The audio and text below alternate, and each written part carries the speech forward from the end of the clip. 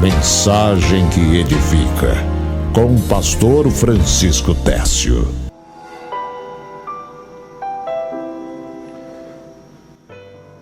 Vamos agora à palavra de Deus. Que Deus te abençoe muito, que Deus te ajude.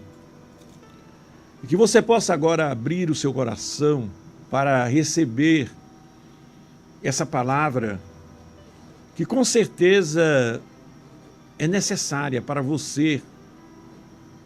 Você que é solteiro, é necessário você aprender porque você vai casar e você precisa entender sobre casamento. E você que já é casado, essa palavra é indispensável. Indispensável para você crescer espiritualmente e colocar em prática na sua vida espiritual. Hoje eu vou falar sobre amar ou apenas suportar viver juntos sem amor na vida conjugal, não é? Amar ou apenas suportar viver juntos sem amor? Qual é a sua situação? Será que você ama realmente sua esposa? Será que você ama realmente seu marido? Ou será que você vive suportando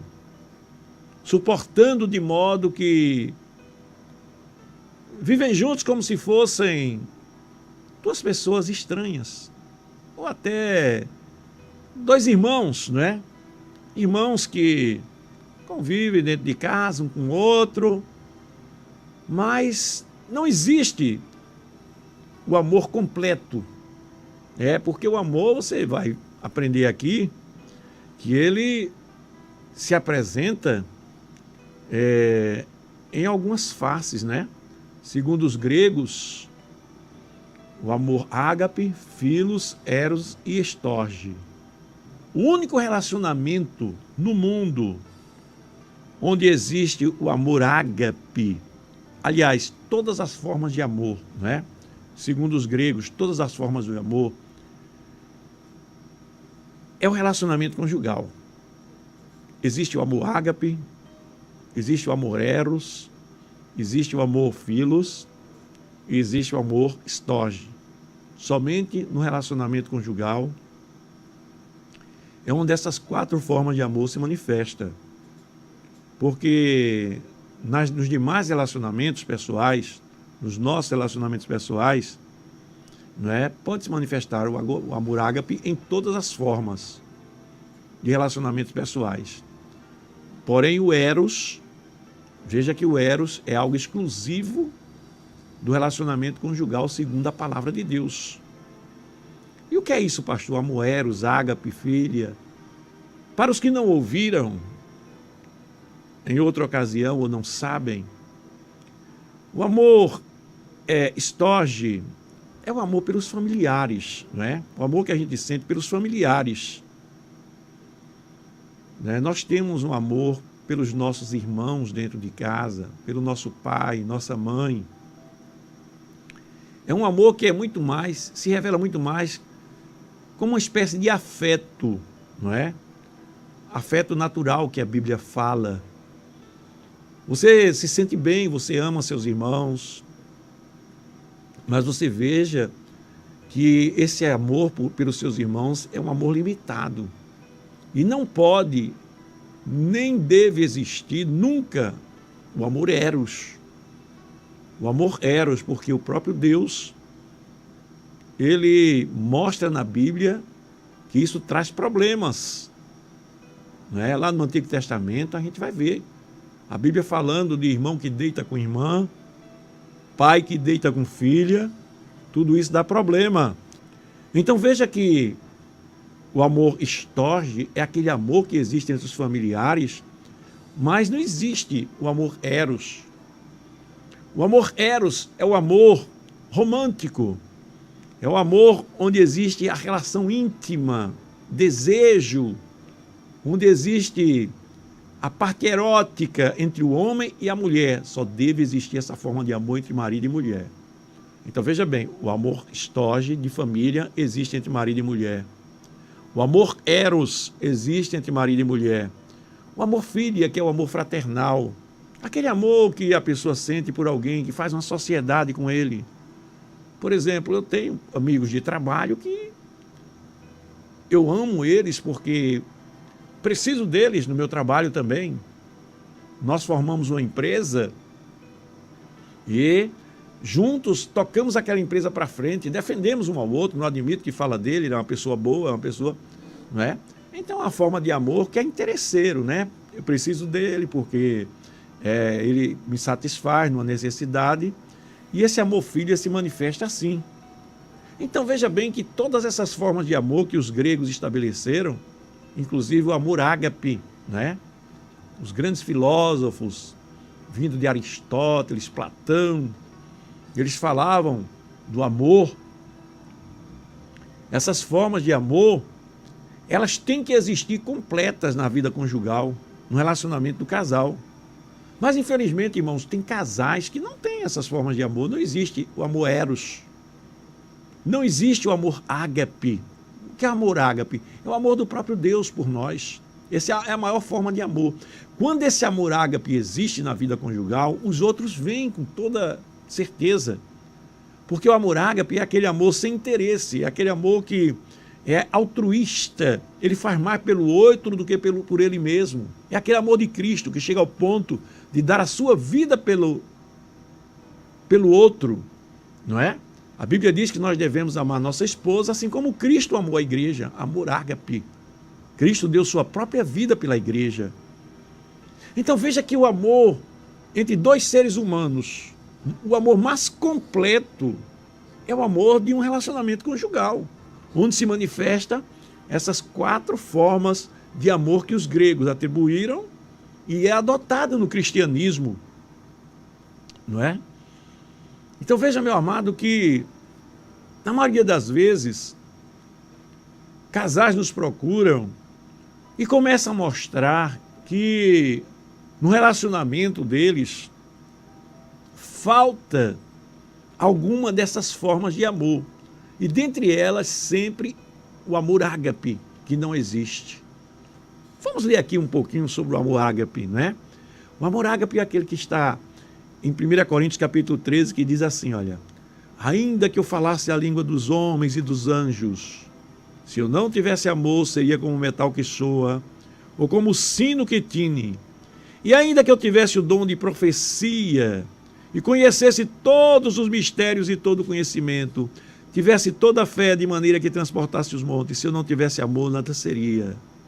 Ainda que eu distribuísse toda a minha fortuna para sustento dos pobres, e ainda que eu entregasse o meu corpo para ser queimado, e não tivesse amor, nada disso aproveitaria. Veja bem, não adianta você ser espiritual, não adianta você fazer boas obras se não tiver amor. Aí diz aqui o versículo 4, o verdadeiro amor, o amor ágape, ele diz: o amor é sofredor, é benigno, o amor não é invejoso, o amor não trata com leviandade, não se ensoberbece, não se porta com indecência, não busca os seus interesses, não se irrita, não suspeita mal, não folga com a injustiça, mas folga com a verdade. Tudo sofre, tudo crê, tudo suporta, tudo espera. O amor nunca falha. Está vendo? Este é o amor que Deus quer. Que Deus quer que eu, como marido, ame minha esposa. Que Deus quer que a minha esposa, como esposa, me ame. Da mesma forma, você que está me ouvindo aí no seu relacionamento conjugal. Esse amor que tudo sofre, tudo suporta, tudo espera, tudo crê. Esse amor que não é egoísta. Esse amor que sabe perdoar. Esse amor que é paciente. Esse amor que é capaz de dar vida pelo seu cônjuge. Esse amor que olha primeiro os interesses do seu cônjuge para olhar depois o seu. Vê como Deus olha para você. Deus cuida de você a ponto de dar sua própria vida por você. O Senhor Jesus deu sua vida por você.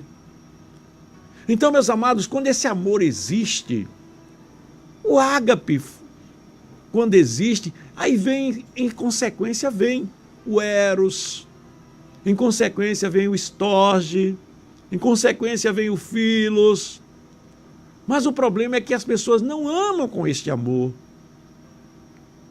com esse amor de Deus. Então, meus queridos irmãos, a gente vê que muitos casais vivem se suportando e sem amor. Porque existe aquele suportar por amor e existe aquele suportar sem amor. Vamos entender a diferença. O que é o suportar sem amor? É aquela pessoa, irmãos, que já faz anos, que vive com outro, mas não tem prazer num carinho. Às vezes faz só por uma obrigação, faz só por uma necessidade, vamos dizer assim, fisiológica. Não é nem necessidade afetiva. É muito mais um instinto animal. Um instinto animal, porque a necessidade de afeto, não é? A necessidade de ouvir palavras bonitas do outro, eu te amo, eu te quero, como você é importante para mim. Isso precisa haver na vida de um casal. E a pessoa se aproxima, é aquela prática sexual, apenas um contato físico, não existe carinho, não existe palavras de afeto, e aquele relacionamento vai ficando uma coisa totalmente materialista. Só existe contato de corpos, mas não existe de alma, não existe de espírito, não ora juntos. Então, meus amados, esse amor que deve existir, quando a pessoa erra,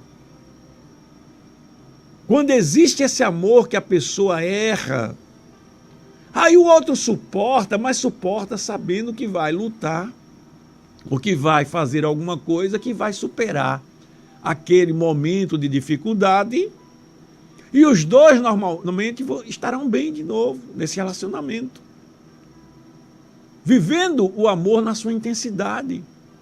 Mas existem aqueles, irmãos, que se suportam, mas não conseguem. É uma barreira que existe junto deles.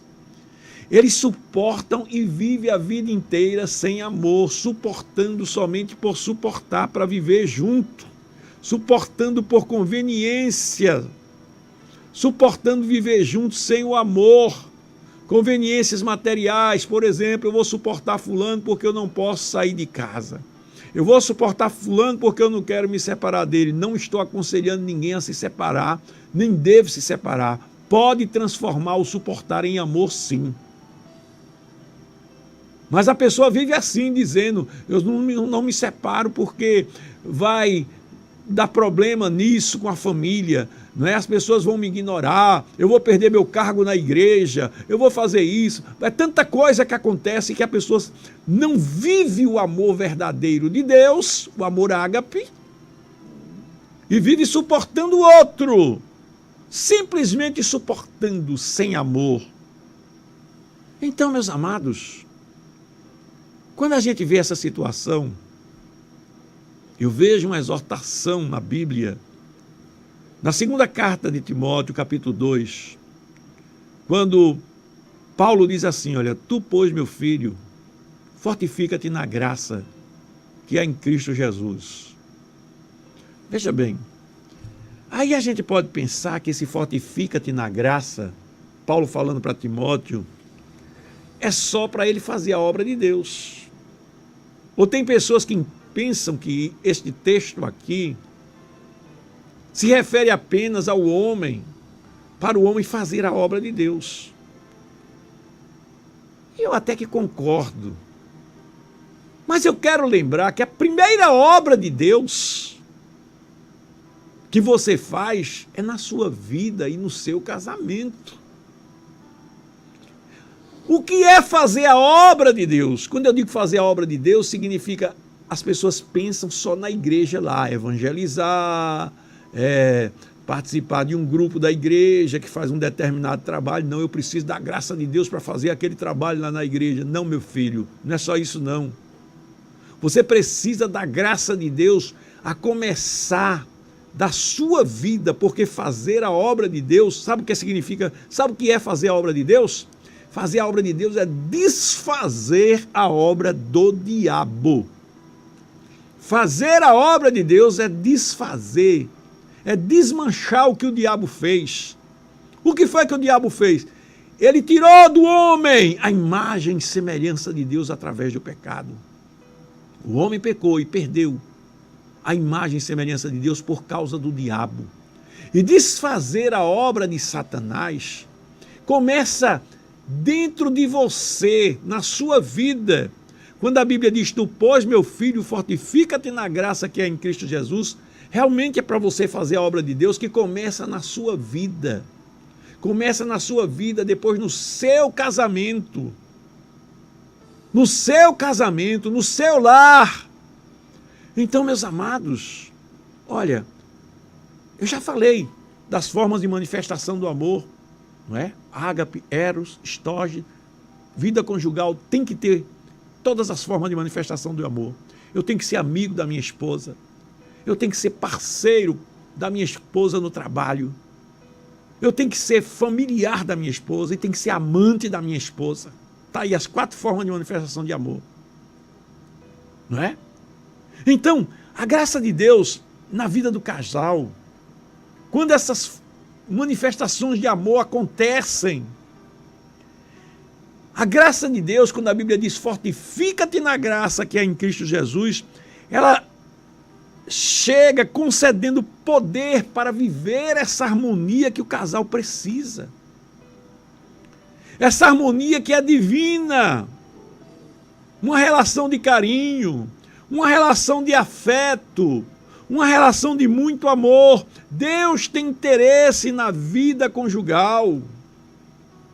Amados, nós temos Jesus, irmãos, que tem misericórdia de nós. Ele quer um casamento bem estabelecido segundo a vontade dele. Olha, a Bíblia diz, veja como ele tem misericórdia de nós, querendo nos ajudar no casamento. A Bíblia diz em Hebreus capítulo 4, versículo 15, porque não temos um sacerdote que não possa compadecer-se das nossas fraquezas. Olha só. Porém, temos um sacerdote como nós, em tudo foi provado, mas sem pecado. Cheguemos-nos, pois, com confiança ao trono da graça, para que possamos alcançar misericórdia e achar graça, está vendo? A fim de sermos ajudados em tempo oportuno. Meu querido irmão, que palavra tremenda! Você precisa da graça de Deus. A graça de Deus na sua vida conjugal, ela age concedendo a você poder para viver essa harmonia divina que Deus quer que você viva. E aqui a Bíblia está dizendo que além de Deus nos conceder essa graça, nós temos um sacerdote, irmãos, que se compadece de nossas fraquezas. Ele está vendo. Ele está vendo o casamento que está aí desorganizado. Você que está sofrendo na sua vida conjugal, você que está passando luta na sua vida conjugal, você que está passando provas na sua vida conjugal, Deus está vendo tudo. E o conselho dele é que você se chegue a ele com confiança, ao trono da graça, para que você possa alcançar misericórdia e achar graça. Aleluia! Aleluia! Para que você possa alcançar misericórdia e achar graça, a fim de ser ajudado no tempo oportuno. No momento certo ele vai fazer a obra. Agora veja bem, vamos voltar aqui àquele ponto que eu falei. As pessoas pensam, irmãos, que só precisa melhorar na vida espiritual deixando a prostituição, deixando as drogas, deixando de se embriagar, deixando todos os pecados que são visíveis, pecados que são, vamos dizer assim, escandalosos, que a sociedade condena visivelmente porque aparecem, deixando o adultério. Ei, irmãos, tudo isso a gente deve deixar, verdade. Mas olha, lá dentro de nós, irmãos, existem muitas coisinhas que precisam sair. E quando a graça de Deus chega na sua vida, essas coisas saem. Casais que disputam dentro de casa espaço.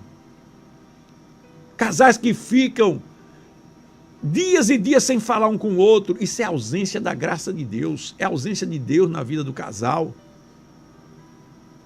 Casal que não se perdoa. Casais que vivem ardendo em ciúmes. Então, meus amados, a graça de Deus, ela está aí para nós. É a Bíblia quem diz. Você está sofrendo no seu casamento? Então lembre-se, você tem um sumo sacerdote, que como você, a Bíblia diz, ele foi tentado em tudo. Foi provado em tudo, mas sem pecado. E a Bíblia nos aconselha, então cheguemo-nos com confiança ao trono da graça, para que possamos alcançar misericórdia e graça, a fim de sermos ajudados em tempo oportuno. Então a graça de Deus, ela torna o casal não apenas dois amigos, ou dois parceiros que vivem juntos, se suportando. Não, irmãos. Ao contrário, traz momentos de alegria. A graça de Deus vai restabelecer suas forças espirituais e vai trazer momentos de alegria, momentos de prazer, momentos de comunhão na sua vida, momentos de satisfação, felicidade. Vai levar você a uma comunhão espiritual com sua esposa, com seu marido, uma comunhão agradável. A graça de Deus vai levar você a orar na presença do seu marido, na presença da sua esposa. Sim, orar nas refeições, orar quando for dormir. Você fazendo isso, você está induzindo ele ou ela a orar também. Você vai ser o instrumento de Deus, a graça de Deus na sua vida. A graça de Deus ajuda a viver melhor em um momento tão amargo que nós estamos vivendo nesse mundo, irmãos. Quantos casais problemáticos, mas não buscam a graça de Deus, não procuram se chegar ao nosso sumo sacerdote, que foi provado em tudo, para que possamos achar graça e sermos cheios da graça conforme a Bíblia nos ensina. Quando a graça de Deus, irmãos, está apenas na vida de um dos cônjuges, a gente vai ver, meus amados, que esse cônjuge, ele pode fazer alguma coisa pelo outro. Porque o que normalmente a gente vê, sabe o que é? São casais que a mulher fica dizendo assim, a mulher ou o homem, né? Ah, mas não adianta eu fazer isso se ela age assim. Mas não adianta eu fazer isso se ele age assim. Ele vai ter que mudar para eu agir dessa maneira também. Só mudo se ele mudar. Não, não pode ser assim não. Veja bem, o cônjuge que é espiritual, aquele que é espiritual, a Bíblia diz que vós que sois espirituais, suportai as fraquezas dos mais fracos. Então, o cônjuge que é mais espiritual, que a graça de Deus já chegou na vida dele, ele deve fazer um esforço para suportar um pouco mais o outro. Ele deve buscar, pelo testemunho pessoal, trazer o outro para mais perto de Cristo. Eu citei aqui, não é? Eu citei aqui que muitas vezes eu discutia com minha esposa, a irmã Sandra, e ela sabia que estava errada. E eu sabia que estava certo, porque eu sabia que estava agindo dentro da vontade de Deus em determinadas coisas. E sabe o que eu fazia? Quando ela não queria acordo, eu ia orar. E muitas vezes ela entrava no quarto, eu estava orando, e orava alto às vezes, falando alto: Senhor, Sabe o que é que eu dizia? Eu não ficava dizendo assim, Senhor, melhora a minha esposa, feito um fariseu, não. Senhor, transforma o coração dessa mulher do coração de pedra. Não, isso é farisaísmo. Na minha oração eu dizia, Deus, me ajuda, Deus. Eu quero fazer o melhor para minha esposa. Eu quero melhorar cada dia mais para ela. Eu quero que ela olhe para mim e veja um exemplo na vida dela. Senhor, eu preciso agradar mais a ela. Nós precisamos ser mais felizes. Então, tudo isso, meus queridos, são coisas que você pode fazer. A Bíblia diz, olha, para o cônjuge que é mais espiritual. Gálatas 6:2, levai as cargas uns dos outros e assim cumprireis a lei de Cristo. Ora, se a Bíblia me diz que eu devo amar minha esposa como Cristo ama a igreja, Cristo ama a igreja não é porque o povo é bonzinho não, viu? Cristo ama a igreja porque ele chamou e ele está transformando, fazendo a obra na vida de cada um na igreja. A igreja é como um hospital, um bocado de doente, um bocado de enfermo espiritual, ou espirituais, de enfermos espirituais. Muitos enfermos espirituais. E Jesus está fazendo a obra de regeneração, que às vezes é paulatina, é o tempo que vai ensinando. Então a igreja é um grande hospital. Da mesma maneira, o marido deve tratar a esposa. E você também, mulher, se você é ou se acha mais espiritual, você deve tratar seu marido. Tá certo? Porque a Bíblia nos ensina assim: levai a carga um dos outros e assim cumprireis a lei de Cristo. Não é? Romanos capítulo 5, versículo 20, nos ensina uma coisa tremenda. Veja bem, diz aqui, veio porém a lei para que a ofensa abundasse, mas onde abundou o pecado, superabundou a graça. Então, meu amado, se existem problemas na tua casa, se existem problemas no teu casamento, a Bíblia está dizendo, onde tem muito problema, também vai ter muita graça de Deus. A promessa de Deus é essa. Onde abunda o pecado, superabundou a graça. Você e seu marido, você e sua mulher são uma só carne. Deus está interessado no seu casamento.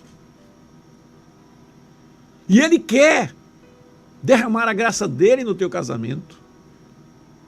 As pessoas, irmãos, não conhecem a graça de Deus. Uma irmã me procurou e ela citou uma coisa que eu vi, a ausência da graça de Deus na vida dela. Ela recebeu uma notícia triste demais. Triste demais. Eu vou evitar até contar aqui, não vou contar. Mas quando essa irmã recebeu a notícia, ela se revoltou contra Deus. Disse, Deus, olha Deus, faça isso comigo, mas não faça isso com meu filho. Quem é ela? Quer dizer que ela é mais protetora do filho dela do que o próprio Deus. Deus, faça isso comigo, mas não faça com meu filho. Ausência da graça de Deus. Às vezes, meus amados, nós queremos viver nossos relacionamentos sem a graça de Deus, agindo com a nossa cabeça, agindo com aquilo que nós achamos que é melhor.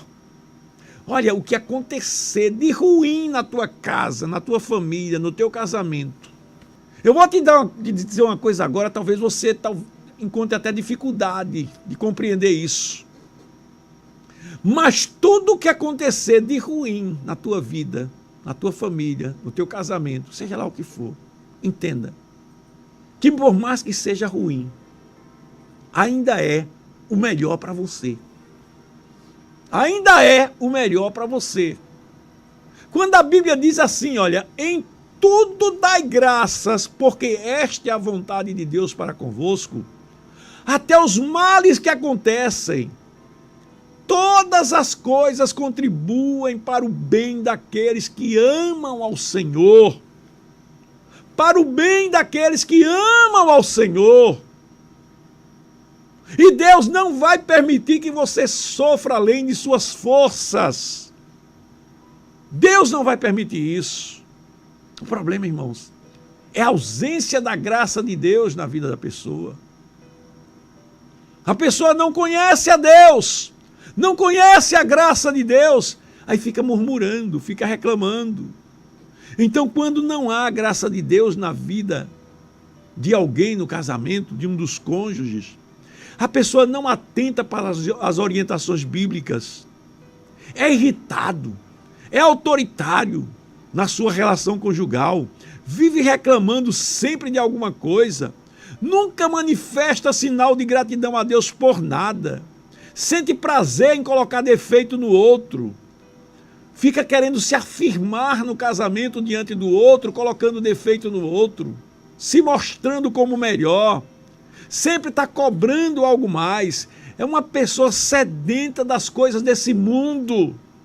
Parece que os valores dela estão nesse mundo, tudo tem que ser em função desse mundo, nunca parece satisfeita. Isso é ausência total da graça de Deus na vida do cônjuge. Será que você não é assim? Então, para finalizar, existem alguns sinais da graça de Deus na vida do cônjuge. Então, o primeiro sinal da graça de Deus na vida do cônjuge é que ele sempre procura agir com a harmonia da palavra de Deus. Nós tivemos no evento, e quando eu saí do evento, eu fui até um restaurante. Eu estava com a Clarissa Tércio, o Júnior Tércio, estava com a minha esposa, a irmã Sandra. E quando nós chegamos em um determinado local, uma irmã me procura. Pastor, eu quero falar com o senhor. Pastor, eu quero lhe agradecer, pastor. Por quê, minha querida? Eu quero lhe agradecer, pastor, porque, olha, depois que eu comecei a ouvir esse programa, pastor, como minha vida mudou. Ô, irmãos, ela fez isso na minha frente, na frente da Clarissa Tércio, do Júnior Tércio, da irmã Sandra. Eu disse, aqui a professora, irmã Sandra, que lhe ensinou, não foi? Irmã Sandra, eu aprendo muito com a senhora, irmã Sandra. Irmãs, pastor Tércio, olha, minha vida é outra. Minha vida... Irmãos, eu fico tão feliz com isso. Eu fico tão feliz com isso. Sabe o que é? Pessoas que procuram agir em harmonia com a palavra de Deus que aprenderam. Meu querido, não está bom agora, mas pode ficar melhor se você colocar a palavra de Deus em prática na sua vida. Eu vou repetir. Pode não estar bom agora, mas comece a colocar a palavra de Deus em prática na sua vida, que você vê que vai dar tudo certo. Então, sinal da graça de Deus na vida de um cônjuge é que ele começa logo a colocar em prática tudo que aprende de Deus.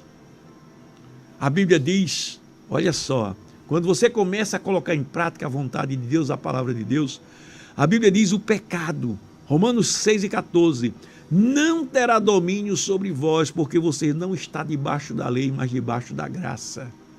Quem está debaixo da graça de Deus, ele procura colocar em prática a vontade de Deus. Ele busca sempre com seu cônjuge um relacionamento pacífico, sem discórdia. Ele sabe tanto pedir perdão como sabe perdoar.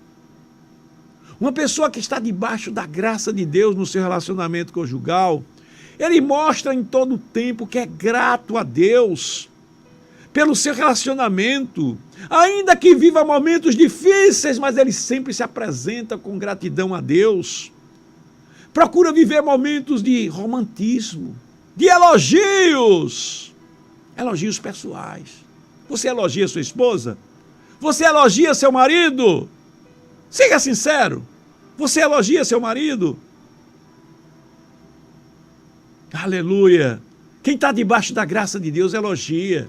A pessoa que não está debaixo da graça de Deus vive com a cara feia, olha para o outro, parece que está fazendo favor.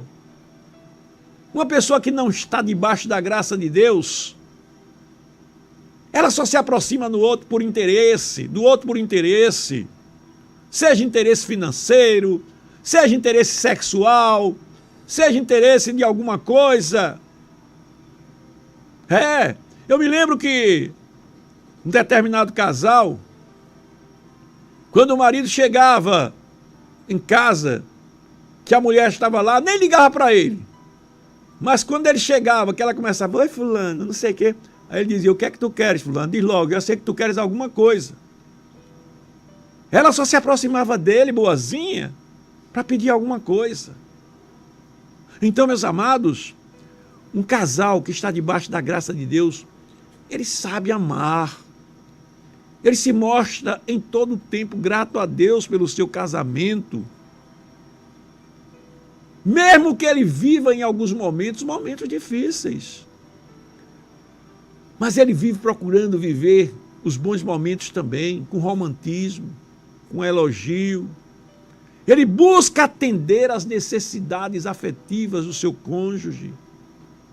Porque o homem e a mulher, ele tem necessidades afetivas. Ele sabe suportar as fraquezas do outro com o amor ágape, o amor de Deus.